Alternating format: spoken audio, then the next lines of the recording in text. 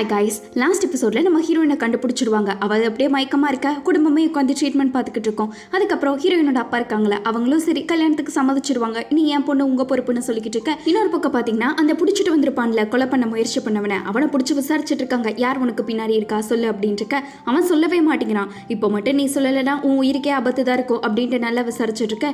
இளவரசர் தூங்கலான்னு போறாரு. ஆனால் அவருக்கு தூக்கமே வரல. யாரா இப்படி ஹீரோயினை பண்ணியிருப்பா அப்படின்ட்டு நிறைய பேர் அவன் சொல்லியிருக்கான்ல பார்த்தீங்களா, யூகு ஏற்கனவே இந்த டைம் நான் அவனை சும்மா விட மாட்டேன்ட்டு. ஒருவேளை அவன் தான் எல்லாத்துக்கும் காரணமாக கூட இருப்பானோ, ஹீரோயினுக்கு எதுனா பிரச்சனை வந்துருமோன்ட்டு அவர் அந்த கையில் கட்டியிருப்பாரு பிரேஸ்லெட்.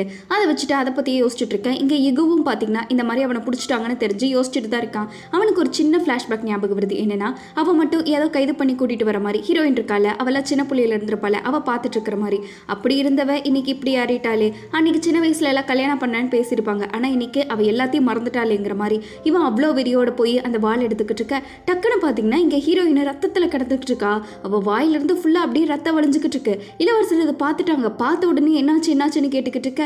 நீங்கள் லேட்டாக வந்துட்டீங்க போல அப்படின்ட்டு ஹீரோயின் சாகர நிலைமைக்கு போயிட்டு இருக்கா. இளவரசருக்கு வேற என்ன பண்ணுறதுனே தெரியல. எங்கே பண்ண அப்படின்ட்டு அவர் கத்திக்கிட்டு இருக்க. முடிச்சு பார்த்தா அதெல்லாம் கனவு. பக்கத்தில் ஹீரோயினுக்கு வந்துட்டு நீங்கள் ஓகே தானேன்னு கேட்டுட்டு இருக்க. இவருக்கு நான் உயிரே போகிற மாதிரி ஆயிடுச்சு. தயவு செஞ்சு மன்னிச்சிடு. நான் ஏற்கனவே லேட்டாக வந்து உன்னை காயப்படுத்திட்டேன். இனிமேல் நான் எப்போவுமே உன் கூடயே தான் இருப்பேன். உன்னை விட்டு பிரிய மாட்டேன். நடந்த எல்லாத்துக்கும் ஏன் தப்பு தான் அப்படின்னு இளவரசர் மன்னிப்பு கேட்டுட்டு இருக்க. ஹீரோயின் அப்படிலாம் சொல்லாதீங்க, உங்களால் தான் நானே கண்டுபிடிச்சி வந்தேன். நீங்கள் மட்டும் இல்லைனா நாங்கள் என்ன பண்ணியிருப்பேன் யோசிச்சு பாருங்க அப்படின்ட்டு அவளை பார்த்தீங்கன்னா இளவரசருக்கு அவ்வளோ ஆதரவாக பேசிட்டு இருக்கா. இனிமேல் எதாக இருந்தாலும் ரெண்டு பேரும் சேர்ந்து பார்த்தப்போ இனிமேல் நமக்கு என்ன பிரச்சனை வரப்போகுது. நான் உங்கள் கூட இருக்கேன், நீங்க எங்கள் கூட இருக்கீங்கன்னு இருக்க. நீ மட்டும் என் கூடயே இரு, எனக்கு அது போதும், எல்லா பிரச்சனையும் எனக்கு அப்படியே போயிடுங்கிற மாதிரி சொல்லிட்டு இருக்க. இந்த மாதிரி கல்யாணத்துக்கு ஒத்துட்டாங்கன்னு விஷயத்தையும் சொல்கிறாங்க. இவளுக்கு சந்தோஷம் தாங்க முடியல. இனிமேல் நம்ம வாழ்க்கையில் பிரச்சனையே இல்லை, நம்ம ரெண்டு பேரும் சேர்ந்து ஃபேஸ் பண்ணிக்கலாம் அப்படின்ட்டு இருக்கும்போது தான் அந்த கையில் பிரேஸ்லெட்டை பார்க்குறா.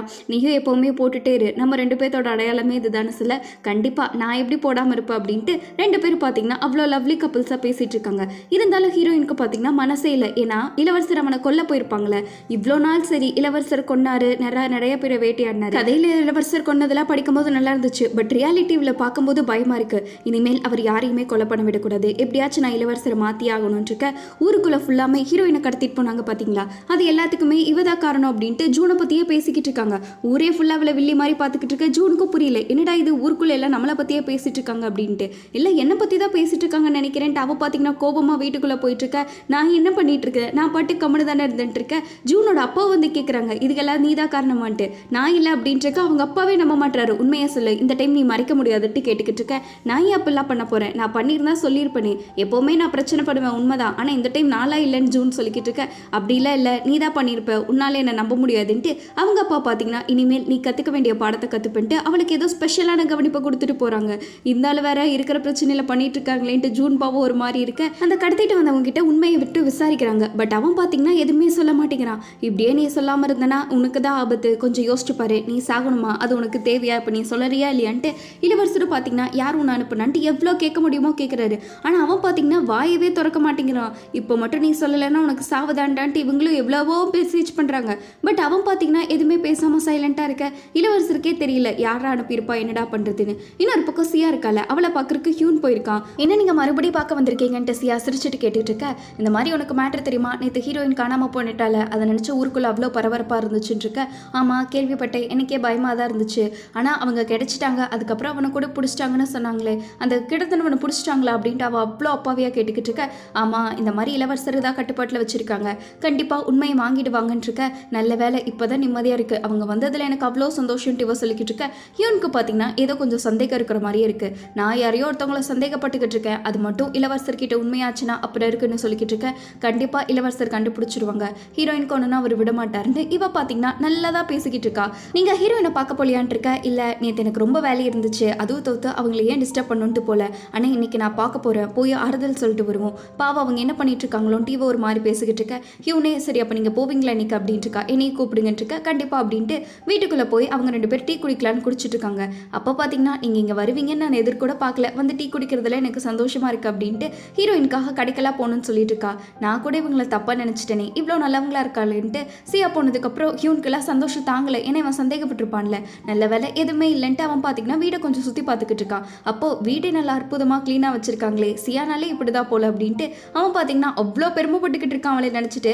அப்போ தான் ஒரு ரேக்காக போயிட்டு இருக்கும்போது ஏதோ ஒரு பேப்பராட்டம் இருக்குது. அந்த ரேக்கை பார்த்தோன்னே இவனுக்கு ஒரே மனசே இல்லை. டக்குன்னு திடீர்னு ஆள் காணாமல் போயிட்டு இருக்க சியாவும் வந்து பார்க்குறா. எங்கே அதுக்குள்ளே போனாருன்ட்டு பார்க்குறா. பார்த்தா அந்த ரேக் ஓப்பன் ஆயிருக்கு, அந்த லெட்டர் இல்லை. இன்னொரு பக்கம் அந்த ஹீரோயினுக்கு ஒரு லெட்டர் கிடைச்சிருக்கும் பார்த்தீங்களா, இளவரசர் கூப்பிட்டாங்கன்ட்டு. இளவரசரோட அதே ஹேண்ட் ரைட்டிங் எவனோ ஒருத்தன் எழுதியிருக்கான். கண்டிப்பாக இதெல்லாம் தெரிஞ்சவனாக தான் இருப்பான்ட்டு இளவரசர் கோவத்தில் அந்த காகிதத்தை கிழிச்சிடுறாங்க. அதுக்கப்புறம் தான் இந்த பேப்பரை ஃபஸ்ட்டு பற்றி விசாரிக்கணும், இந்த பேப்பர் எங்கே ப்ரொடியூஸ் பண்ணுறாங்கன்னு கேட்டுவான்ட்டு இளவரசரோட ஆள் இருப்பாங்களே அவங்க கிட்ட அந்த பேப்பர் ப்ரொடியூஸ் பண்ணுற இடத்த பற்றி கேட்டுக்கிட்டு இருக்க. அவனும் பார்த்தீங்கன்னா சரி விசாரிச்சுட்டு வரேன்னு சொல்லிடுறான். இன்னொரு பக்கம் சியா ஹீரோயினை பார்க்க வந்திருக்கா. எல்லாருமே அவள் மருத்துவமனையில் ரெஸ்ட் எடுத்துட்டு இருக்கான்னு தான் சொல்லிக்கிட்டு இருக்காங்க. அவளும் கொஞ்சம் டயர்டாகி ரொம்ப தூங்கிட்டு இருக்க. சரின்ட்டு அவங்க அம்மாலேருந்து எல்லாரும் பார்த்துக்கிட்டு இருக்காங்க. ஹீரோயின் கொஞ்சமாக தேடிக்கிட்டு இருக்கா. மருத்துவெல்லாம் முடிச்சோன்னே நல்லா தூங்குமா அப்படின்ட்டு அவங்க அம்மா போகிறாங்க. அப்போதான் பார்த்தீங்கன்னா இந்த மாதிரி சுட்டு வந்து சொல்லியிருக்கா சியா வந்திருக்கா அப்படின்ட்டு சியாவையும் பார்க்க கூட்டிகிட்டு வந்திருக்கா. ஹீரோயின் பார்த்தீங்கன்னா வாங்க எப்படி இருக்கீங்கன்னு கேட்டுக்கிட்டு இருக்க. இன்னும் இப்படி ஆயிட்டீங்கன்ட்டு வந்த உடனே அவள் ஷாக்கு. நான் கூட பயந்துட்டேன் தெரியுமா, நல்ல வேலை கிட்னாப் பண்ணவனோ எப்படியோ கண்டுபிடிச்சிட்டாங்க, இளவரசர்கிட்ட மாட்டிக்கிட்டானாமா, இனிமேல் நான் உங்களை காப்பாத்துறேன் அப்படின்ட்டு இந்த போய் டீ போட்டு வந்துட்டு இவ சிட்டுக்கிட்ட அவ்வளோ கொடுமையாக பேசிட்டு இருக்க. சரின்னு சிட்டுவும் போயிடுறா. சரி உங்க எல்லாத்துக்கும் ஓகே தானே அப்படின்ட்டு காயா இருக்குல்ல அதெல்லாம் பார்க்குறா. அச்சோ இப்படி ஆயிடுச்சு, நான் வேணா உங்களுக்கு மருந்து போட்டு விடுறேன்ட்டு இவன் மருந்தெல்லாம் கொண்டு வந்து போட்டு பார்த்துட்டு இருக்கா. ஹீரோயினுக்குனா ஆச்சா இப்படி ஒரு ஃப்ரெண்டு கிடைக்க கொடுத்து வச்சிருக்கணுங்கிற மாதிரி இருக்கு. சரி நான் கேள்விப்பட்டேன் அந்த மாதிரி அந்த கல்பிரிட் பிடிச்சாங்களா, அவனுக்கு என்னாச்சு, ஏதாச்சும் நடந்தது தெரிஞ்சுதான் இருக்க. இல்லை இளவரசர் பார்த்துக்கிறேன்னு சொல்லிட்டாரு, இதுக்கப்புறம் எனக்கு என்ன பிரச்சனை அப்படின்ட்டு இருக்க. யார் இந்த மாதிரிலாம் பண்ணியிருப்பா, இந்த மாதிரி உங்களுக்கு யார் மேலேயாச்சும் சந்தேகம் இருக்கா என்னென்னு சியா கேட்டுக்கிட்டு இருக்கா. அப்படியெல்லாம் இல்லை, இனிமேல் இளவரசர் எல்லாத்தையும் பார்த்துருப்பாங்க, அரண்மனையில் கூட விசாரிக்க ஆரம்பிச்சிருவாங்க அப்படின்ட்டு இருக்க. நல்ல வேலை நீங்கள் வந்ததே எனக்கு சந்தோஷம்ட்டு அவள் மூஞ்சியே இல்லாமல் பேசிட்டு இருக்கா. இன்னொரு பக்கம் இளவரசரும் பார்த்தீங்கன்னா அந்த பேப்பர் தயாரிக்கிற இடத்துக்கு போய் பார்க்குறாங்க. இந்த மாதிரி இதை நீங்களா தயாரிச்சிங்க அப்படின்ட்டு இருக்க. ஆமாம் போன டைம் நிறையா பழைய பேப்பர்லாம் வந்துச்சு, அது நாங்கள் எல்லாத்தையுமே ஒரு குடோனில் போட்டுட்டோம், அங்கேருந்து நிறைய மக்கள் எடுத்துகிட்டு போனாங்க, அதுக்கப்புறம் யார் என்ன எடுத்துகிட்டு போனாங்கன்னு தெரியலன்னு சொல்லிட்டு இருக்கா. இளவரசருக்கு இப்போ க்ளூவே இல்லாத மாதிரி ஆயிடுச்சு. மறுபடியும் யார் எடுத்துகிட்டு போனாங்கன்னு கண்டுபிடிக்கிறோம். மேபி இந்த சட்டசபை ஆளுக்கு தான் எடுத்துகிட்டு போயிருப்பாங்க அப்படின்ட்டு இருக்க. அதுக்குள்ளே இளவரசர் உங்களை கூப்பிட்டாங்க அரசர் அப்படின்ட்டு நியூஸ் வருது. இன்னொரு பக்கம் கிஹு இருக்கான்ல அவன் அரசர்கிட்ட பேசிட்டு இருக்கான். ஏன்னா இந்த மாதிரி சைனாவில் ஏதோ பிரச்சனை போல நான் என்னென்னலாம் நடக்கோ இவன் அப்டேட் பண்ணிக்கிட்டு இருக்க. அரசர் பார்த்தீங்கன்னா இவ்வளோ நாள் கழிச்சு வந்திருக்க, இருந்தாலும் உங்கள் அம்மா அப்பாவை கொண்டவங்க கூட உட்காந்து பேசுறதுக்கு உனக்கு ஒரு மாதிரி இருக்குல்ல, நீ என்னை கண்டிப்பாக வெறுக்கிறதானங்கிற மாதிரி கேட்டுட்டு இருக்காங்க. அப்படியெல்லாம் இல்லை, இப்போ நான் பழசை கூட நினைக்கிறதே இல்லை, இப்போதைக்கு எனக்கு உங்களுக்கு சேவை செய்யணும் அவ்வளோதான் இருக்க. இவன் பார்த்தீங்கன்னா அரசருக்கு அட்வைஸாக ஃபஸ்ட்டு நாட்டை ப்ரொடெக்ட் பண்ணணும், அதுக்கப்புறம் தான் மக்களுங்கிற மாதிரி சொல்லிக்கிட்டு இருக்கான். இது வரைக்கும் அரசரே பார்த்தீங்கன்னா ஃபஸ்ட்டு மக்கள் தான் நினச்சிட்டு இருப்பாங்க, இவன் நாடுன்னு சொல்கிறானே அப்படின்ட்டு இருக்க. ஆமாம் நாடு நல்லா இருந்தால் மக்கள் ஆட்டோமேட்டிக்காக நல்லா இருப்பாங்க, அதனால நம்ம நாடை காப்பாற்றணும், மக்கள் மேலே கவனம் செலுத்தக்கூடாதுங்கிற மாதிரி அரசருக்கு சொல்லிட்டு இருக்க. அரசரும் பார்த்தீங்கன்னா இவன் பேச்சு கேட்க ஆரம்பிச்சிட்டாங்க. கேள்விப்பட்டேன் எப்படியோ நீ கட்டிக்க போகிற பொண்ணை கண்டுபிடிச்சிட்டியாமா, என்ன உனக்கு ஒரு த்ரில்லிங்கான எக்ஸைட்மெண்ட்டாக இருக்கும்னு நினைச்சிட்டு இருக்கேன்னு அவன் பேசிக்கிட்டு இருக்க. இளவரசருக்குன்னா கடுப்பேறுது, இருந்தாலும் எதுவுமே சண்டை போட முடியாமல் கரெக்டாக ஒரு அமைதியாக போயிட்டு இருக்காங்க. அதுக்கப்புறம் தான் இந்த மாதிரி இளவரசர் வந்துட்டாங்கன்னு அரசர்கிட்ட சொல்லிட்டு இருக்க. அரசர் கேட்குறாங்க நான் கண்டுபிடிச்சேன் நேற்று இந்த மாதிரி நீ கட்டிக்க போகிற பொண்ணு ஏதோ ஆபத்தில் இருக்காலாமான்ட்டு, அதுக்கு இந்த மாதிரி அரண்மனையோட மிலிட்ரியவே யூஸ் பண்ணியாமா, அப்படியா உன் பர்சனல் யூஸ்க்குள்ள என்னையே கேட்காம யூஸ் பண்ண ஆரம்பிச்சிட்ட போல, அவ்வளோ வளர்ந்துட்டியா நீங்கிற மாதிரி அரசர் கேட்டுக்கிட்டு இருக்காங்க. இளவரசர்னா என்ன மன்னிச்சிருங்க, அன்னைக்கு எனக்கு வேற சூழ்நிலை இல்லை, அதனால தான் உங்களை கேட்டிருக்கணும், தப்பு தான், மன்னிச்சிருங்க அரசே அப்படின்ட்டு இருக்க. இருந்தாலும் நான் உனக்கு ஒரு வாய்ப்பு கொடுக்கலான் இருக்கேன், நீ எனக்கு விசுவாசமா இல்லையான் இருக்க, என்ன ப்ரூஃப் பண்ணுவியா மாட்டியா அப்படின்ட்டு இருக்க. அரசர் பார்த்தீங்கன்னா நான் என்னதான் இருந்தாலும் சரி உங்களுக்கு நான் அடிமை, நான் என்ன வேணாலும் பண்ணுவேங்கிற மாதிரி இளவரசர் சொல்லிக்கிட்டு இருக்கான். ஆனால் இதுக்கு எல்லாமே பார்த்தீங்கன்னா சின்ன வயசுல இளவரசர் அரசர் கிட்ட கேட்டிருப்பான்ல, அதுவே மறுபடியும் ரிப்பீட் ஆகுற மாதிரி தான் இவனுக்கு தோணுது. மறுபடியும் இதே பிரச்சனையை தான் ஸ்டார்ட் பண்ண போறாங்க மாதிரி இளவரசருக்கு ஒரு பிரச்சனையா இருக்க. இளவரசர் பயந்த மாதிரியே பார்த்தீங்கன்னா அரசர் மறுபடியும் இன்னொரு டைம் எல்லாத்தையும் கொல்லணுங்கிற மாதிரி முன்னாடி இளவரசருக்கு ஒருத்தர் துணையா இருந்திருப்பாரு மந்திரி மாதிரி, அவரை நீ போய் கொல்லு, அவர் ஒரு விசுவாசி, இப்போதைக்கு அவர் தேவையில்லை, அவர்னால எதனா பிரச்சனை வந்துருன்ட்டு மறுபடியும் பார்த்தீங்கன்னா இவன் பழசு கிண்டி எல்லாத்தையும் கொல்ல ஸ்டார்ட் பண்ணியிருக்க. இவருக்கு வேற வரியே இல்லை, ஏன்னா இப்போ பார்த்தீங்கன்னா இளவரசர் ஒன்றும் யோசிக்கிற ஸ்டேஜில் இல்லைல்ல. இன்னொரு பக்கம் அந்த கடத்தி வச்சிருக்கான் பார்த்தீங்களா, அவனை எப்படியோ தப்பிச்சு போயிட்டான். அங்கே போனோன்னே சரி அவன் சியாவத்தான் பார்க்கலான்னு போயிட்டு இருக்கான். அவளை பார்த்தோன்னே என்னை மன்னிச்சிடுங்க, அடுத்த டைம் எனக்கு ஒரு வாய்ப்பு கொடுங்க, கண்டிப்பாக நான் நல்லபடியாக பண்ணிட்டு இருக்கேன்ட்டு இருக்கேன். அவளை பார்த்தீங்கன்னா எனக்கு தெரியும் நீங்கள் நல்லா தான் பண்ணுவீங்கன்ட்டு, இந்தாங்க இந்த காசை வச்சுக்கோங்க, முதல்ல எடுத்துட்டு இங்கிருந்து கிளம்புங்க, யாராச்சும் பார்த்தா பிரச்சனை ஆகிடும், உங்கள் உடம்ப பார்த்துக்கோங்கன்ட்டு அவளும் சொல்கிறான். என்னை மன்னிச்சிடுங்க, அடுத்த டைம் நான் கண்டிப்பாக இது பண்ணுவேன், நீங்கள் எங்களுக்காக எவ்வளோ பாசமாக இருக்கீங்கன்னு எனக்கு தெரியும்னு இருக்கேன். சரி நீங்கள் யார் கண்ணிலையும் படாமல் மாட்டிக்காமல் போயிடுங்க, நீங்கள் முதல் பத்திரமா இருக்குங்கிற மாதிரி சியா அமுச்சு விட்றா. அவரும் போனதுக்கப்புறம் தான் இவ பார்த்தீங்கன்னா பின்னாடி கத்தி எடுத்து சொல்லிடுறா. அவருக்கே ஷாக்கு, என்னடா இவ அப்படின்ட்டு இருக்க. இவ்வளோ நாள் நான் கஷ்டப்பட்டிருப்பேன்ல, அதெல்லாம் சும்மாவா, என்னோட வழியில் யார் கொடுக்க வந்தாலும் சரி கண்டிப்பாக நான் சும்மா விட மாட்டேன்ட்டு இவ ஒரு ஃப்ளாஷ்பேக்கை காட்டுறா. சின்ன வயசுலேருந்து எல்லாருமே பார்த்தீங்கன்னா இவளை ரொம்ப ஓவராக பேசியிருப்பாங்க, ஆனால் ஃபர்ஸ்ட் டைம் ஹீரோயின் தான் இவளுக்கு ஃப்ரெண்டாக இருந்திருப்பா. பட் போக போக பார்த்தீங்கன்னா இளவரசருக்கே இவளை விட நம்ம ஹீரோயினை பிடிக்க ஆரம்பிச்சிடும். இவளுக்கு ஒரே இதுதான், சின்ன வயசில் எப்படி இருந்தாலும் சரி போகும்போது கண்டிப்பாக ராணி ஆகி இவளோட வாழ்க்கையவே மாற்றணுன்ட்டு. ஆனால் இதை பார்த்தீங்கன்னா ஹீரோயின் வந்தங்காட்டி இவளோட கனவு எல்லாமே கலைஞ்சு போயிருக்கும். இவ எப்போவுமே ஹீரோயின் கூட ஒரு வெஞ்சன்ஸில் தான் பழகிட்டு இருந்திருப்பா, ஆனால் ஃப்ரெண்டு மாதிரி அவன் முன்னாடி பேசியிருப்பா. அன்னைக்கு இந்த குளத்துல தள்ளிவிட முயற்சி பண்ணாங்களே அது கூட வேற யாருமே இல்லை, சியா தான் ட்ரை பண்ணியிருப்பா. இது வரைக்கும் நான் கண்டு கனவுல நீ வரலான்னு பாக்குறியா? கண்டிப்பா நான் விட மாட்டேன், எப்படியாச்சும் நான் என் கண்ணை அடைஞ்சே தீடுவேன்ட்டு இவ அவ்வளோ வெறியோட சுத்திட்டு இருந்திருப்பா. அதுக்கப்புறம் தான் அவங்க அப்பாவோ இவளை போக போக வெறிக்க ஆரம்பிச்சிருப்பாங்க. இப்போதைக்கு இவ கட்டுப்பாட்டில் எதுவுமே இல்லை, எப்படியாச்சும் நான் ராணி ஆயே தீருவேன், என்னால் முடியாதது நான் ப்ரூவ் பண்ணியே அவன்ட்டு சின்ன வயசுலேருந்து அவள் இது வரைக்கும் எதுவுமே தெரியாமல் வளர்ந்தவ ஹீரோயின். அவளை எப்படி இப்படி இருக்கலான்ட்டு ஹீரோயினை கொல்லணும்னு ட்ரை பண்ணியிருப்பா.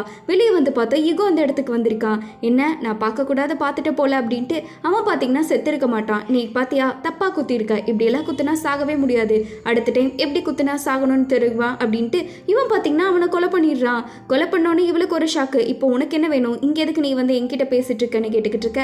உனக்கும் எதிரி ஹீரோயின் தான், எனக்கும் எதிரி இளவரசர் தான். நீ ராணி ஆகணும்னு தான் ஆசைப்பட்டேன், இங்க கூட சேர்ந்தனா நான் கண்டிப்பாக உன்னை ராணி ஆக்குவேன், என்ன ஓகேவா அப்படின்னு அவன் கேட்டுக்கிட்டு இருக்க. இவளுக்கு ஒரு டவுட்டு, அதனால உனக்கு என்ன கிடைக்க போகுது அப்படின்ட்டு அவன் கேட்டுக்கிட்டு இருக்கா. அவன் கிட்ட பதில் இல்லை, ஏன்னா என்கிட்ட எல்லாமே கிடைக்கும்னு சொல்லிட்டு இருக்கான். இன்னொரு பக்கம் ஹீரோயின் பார்த்தீங்கன்னா கல்யாண ஏற்பாடெல்லாம் வீட்டில் பண்ண ஆரம்பிச்சிட்டாங்க. என்ன ட்ரெஸ் எல்லாம் நல்லா இருக்கா, என் பொண்ணுக்கு கல்யாணம், அதனால நானே கையாட எம்ப்ராய்டிங் பண்ணுவேன்ட்டு அவங்க அம்மா ஆசையாக பேசிக்கிட்டு இருக்காங்க. நீ ஆசைப்பட்ட மார்க்கே வாழ்க்கையை அமைஞ்சிருச்சு, இனிமேலாச்சும் சந்தோஷமா இரு, அம்மாவெல்லாம் மிஸ் பண்ணுவியான்னு கேட்டுக்கிட்டு இருக்க. கண்டிப்பா அம்மான்னு சொல்லிக்கிட்டு இருக்கா. சரி நீ கல்யாணம் ஆக போற, அதனால உனக்கு ஒரு ஸ்பெஷல் கிளாஸ் எல்லாம் எடுக்கணும் சரியா, எப்படி நீ மருமகளா நடந்துக்கு போகணும் அப்படி இப்படின்ட்டு இருக்க. ஹீரோயின் அதெல்லாம் பிரச்சனை இல்லம்மா நான் பாத்துக்கிறேன்ட்டு எப்படியாச்சும் தப்பிக்கலான்னு பாக்குறா. ஆனா அவங்க அம்மா ஸ்ட்ரிக்டா நீ அட்டன் பண்ணி ஆகணும், என் பேச்சை கேட்டே ஆகணும்னு சொல்லிட்டு இருக்க. இவளுக்கு வேற வழி இல்லை. சரி நீ நாளையிலேருந்து தயாராயிக்கோ, இப்போதைக்கு நம்ம ஸ்டார்ட் பண்ணலாம் அப்படின்ட்டு இருக்க. இவ என்னென்னலாம் கொடுமை அனுபவிக்க போறோமோன்னு இருக்க. இன்னொரு பக்கம் இளவரசர் பார்த்தீங்கன்னா அந்த அரசர் சொல்லியிருப்பார்ல எவரையோ கொல்லணும் அப்படின்ட்டு, அவரோட வீட்டுக்கு தான் வந்திருக்காங்க, அந்த முன்னாள் அரசரோட மந்திரி வீட்டுக்கு. அந்த மாதிரி இளவரசர் சொன்ன கேட்டு இவருக்கு பிடிக்கல, இருந்தாலும் வேற வழியே இல்லைன்ட்டு வந்துகிட்டு இருக்க. அவர் பாட்டுக்கு ஒரு ஓரமாக தனியாக இருக்காரு. அவர் போய் பார்த்த உடனே சரி என்ன மறுபடியும் அரசர் கட்டளை இட்டுட்டாரா, மறுபடியும் அவரோட வேட்டையை ஆரம்பிச்சிருச்சா, இந்த டைம் எத்தனை பேத்த கொல்ல போறாரோ, இந்த டைம் நிறுத்தலாம்ல அப்படின்னு கேட்டுக்கிட்டு இருக்க. எந்த பதிலுமே இளவரசர்கிட்ட வரல. என் பொண்ணோட கல்யாணம் இன்னும் 2 நாளில் நடக்குது, அதை நான் முடிச்சுட்டு அதுக்கப்புறம் நானே செத்துறேனே, அது வரைக்கும் நான் விடுங்க அப்படின்ட்டு இருக்க. இளவரசர் பார்த்தீங்கன்னா எனக்கு அது வரைக்கும் அனுமதி இல்லைங்கிறாங்க. என்னோட கடைசி ஆசையா நான் இதை கேட்டுக்கிறேன், என்னோட பொண்ணோட கல்யாணத்தை மட்டும் நான் பார்த்துக்கிறேன் அப்படின்ட்டு அவர் கேட்டுக்கிட்டு இருக்க. இளவரசருக்கு என்ன பதில் சொல்றதுனே தெரியல, கண்ணெல்லாம் கலங்கிடுச்சு. இருந்தாலும் அவர் வாழை தூக்கிட்டு நின்றுட்டு இருக்க. ரத்தம் ஏதோ கிரவுண்ட்ல படிஞ்ச மாதிரி இருக்கு. வெளியே இளவரசர் பாட்டுக்கு வந்துகிட்டு இருக்காங்க. இவர் கொன்னாரா இல்லையா இல்லை ஹீரோயினோட பேச்செல்லாம் மீறிட்டாராங்கன்னு கூட தெரியல. இன்னொரு பக்கம் ஹீரோயின் பார்த்தீங்கன்னா அவங்க அம்மா ஃபர்ஸ்ட் வேலையை கோயிலுக்கு போயிடணும்னு சொல்லியிருப்பாங்க. இந்த கோயிலுக்கு போனால் எப்பேற்பட்ட பிரச்சனையாக இருந்தாலும் போயிடும், கல்யாணமானவங்களாம் நல்லா இருப்பாங்கிற மாதிரி ஒரு நம்பிக்கை. தோ அம்மா சொன்னாங்களா அது இந்த கோயில் தான், வாங்க உள்ளே போகலாம் அப்படின்ட்டு சிட்டு கூப்பிட்டுருக்க. சரி நானும் வரேன் அப்படின்ட்டு எல்லா பிரச்சனையும் இனிமேலாச்சும் சால்வ் ஆனா போதுன்ட்டு நம்ம ஹீரோயினும் போகிறா. பட் அந்த இடத்துக்கு போய் பார்த்தா தான் அந்த ஈகோ இருக்கான்ல அவன் மலையில் நின்றுட்டு இருக்கான். என்ன நீங்கள் மலையில் நின்றுட்டு இருக்கீங்க, இங்கே என்ன பண்ணிட்டு இருக்கீங்கன்ட்டு ஹீரோயின் கேட்டுக்கிட்டு இருக்க. அவன் பார்த்தீங்கன்னா ரொம்ப ஒரு மாதிரி ஹீரோயினை பார்த்தோன்னே ஆயிட்டான். சரி வாங்க அந்த பக்கம் போகலான்ட்டு ஹீரோயின் தான் பார்த்தீங்கன்னா அவனை கூட்டிகிட்டு போயிட்டு இருக்கான். இவன் ஏதோ பித்த பிடிச்ச முன்னாடியே நின்றுக்கிட்டு இருக்கான். இந்த மாதிரி ஏன் மலையிலலாம் நினச்சிட்டு இருக்கீங்க, பார்த்தீங்களா உங்களுக்கு சளி அதுக்குள்ளே பிடிச்சிருச்சுன்னு ஹீரோயின் சொல்லிக்கிட்டு இருக்க. ஆமாம் இந்த இடத்துல வந்து நிலையும் போதெல்லாம் எனக்கு என் சின்ன வயசில் இருக்கிற மாதிரியே இருக்கும், எங்கள் அம்மா அப்பா கூட விளையாண்டதுல எனக்கு ஞாபகம் வரும், அதனால தான் இந்த மலையவே பெட்டர்ன்னு நான் நினச்சிக்கிட்டே இருப்பேன் அப்படின்ட்டு அவங்க அம்மா அப்பா கூட இருந்த விஷயத்தெல்லாம் சொல்லிக்கிட்டு இருக்கான். ஹீரோயினுக்கு பார்த்தீங்கன்னா தெரிஞ்சிருச்சு, ஏன்னா அரசரோட கட்டளையால தான் அவங்க அம்மா அப்பாவெல்லாம் இறந்தாங்க அப்படின்ட்டு. என் கூட இருக்கும்போது எனக்கு தனியாக இருக்கிற மாதிரியே இருக்காது தெரியுமா, எப்போவுமே நீயும் சரி என் கூட எப்போவுமே இருந்திருக்க, சின்ன வயசுலலாம் நம்ம என்னென்னலாம் பண்ணியிருக்கோம் அப்படின்ட்டு. அன்றைக்கி நம்ம லைப்ரரியில் கூட விழுந்தோம், உனக்கு ஞாபகம் இருக்கா, நீ படிச்சுட்டே இருந்த கரெக்டாக நான் உன்னை காப்பாற்றலான்னு போனேன், விழுந்தேன் ஞாபகம் இருக்கான்னு இருக்க. அவன் என் தலையில் தான் அடிபட்டுச்சு, இல்லை கையிலன்ட்டு மாற்றி மாற்றி சொல்லிக்கிட்டு இருக்கா. 10 வருஷத்தில் நீ இப்படி மறந்துட்ட, இன்னும் சொதப்பிட்டே சுற்றிக்கிட்டு இருக்க, கண்டிப்பாக நீ இன்னும் திருந்தவே இல்லை அப்படின்ட்டு அவன் பார்த்தீங்கன்னா இவளை பார்த்து விழுந்து விழுந்து சிரிச்சுட்டு இவன் மடியிலேயே படுத்துடுறான். நான் தூங்கி 3 நாள் ஆச்சு, இப்போதான் கொஞ்சம் நிம்மதியாக இருக்குன்ட்டு அவன் படுத்துக்கிட்டு இருக்க. ஹீரோயின் பார்த்தீங்கன்னா என்ன பேசுறதுன்னு கூட தெரியல, அவள் எந்திரிக்க கூட சொல்ல முடியாத அளவுக்கு அப்படியே கொஞ்சம் தயங்கிட்டே இருக்குன்ட்டு அதோட இந்த எபிசோட் முடிக்கிறாங்க. எப்படி கைஸ், கண்டிப்பாக இந்த எபிசோட் உங்களுக்கு பிடிச்சிருக்கும்னு நினைக்கிறேன். ஆனால் அடுத்த எபிசோடில் தான் கைஸ் பல ட்விஸ்ட்டுகள்லாம் இனி வரப்போகிற எபிசோடில் இருக்கும். அதை பார்க்கணுன்னா மறக்காமல் சப்ஸ்கிரைப் பண்ணிக்கோங்க. வீடியோக்கு வெயிட் பண்ணுறீங்களா இல்லையான்னு கமெண்ட்டில் சொல்லிட்டு போங்க. இன்னைக்கு 7 மணிக்கு பார்த்தீங்கன்னா உங்களோட ஃபேவரட்டான டான் சீரியஸ் வந்துருவோம், அதையும் பார்க்க மறக்காமல் வந்துருங்க. அடுத்து ஒரு சூப்பரான எபிசோடில் மீட் பண்ணுவோம். அது வரைக்கும் பை ஸ்வீட்டீஸ்.